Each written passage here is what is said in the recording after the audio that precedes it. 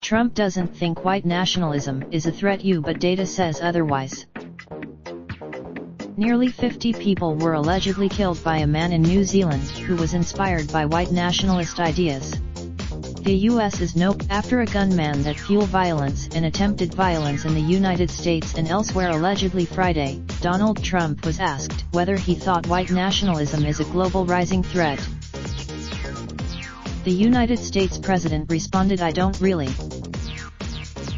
But as evidenced by reports from civil liberties groups and American justice officials' own data, domestic terrorism, specifically white supremacy, is on the rise in the United States.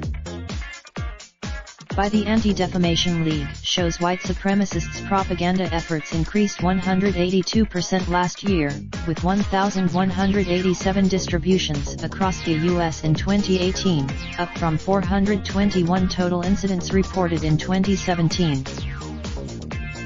The number of racist rallies and demonstrations also rose last year. The ADL data released in February shows at least 91 white supremacist rallies or other public events attended by white supremacists were held in 2018, up from 76 the previous year.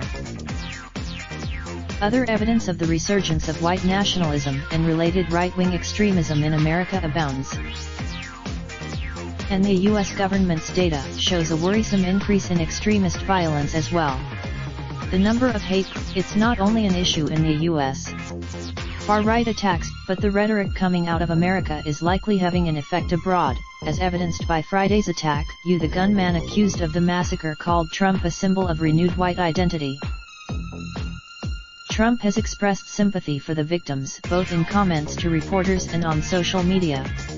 But the president did, "I think it's a small group of people that have very, very serious problems, I guess," Trump said Friday from the Oval Office.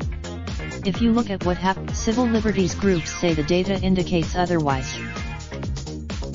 This attack underscores a trend that ADL has been tracking, that modern white supremacy is an international threat that knows no borders, being exported and globalized like never before, said ADL CEO Jonathan Greenblatt in a statement.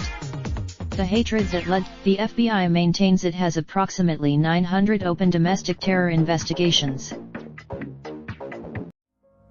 Raindrop, drop top, smoking, no cooking, the hot pot, fucking on your bitch, yeah, that. Looking up, open the park,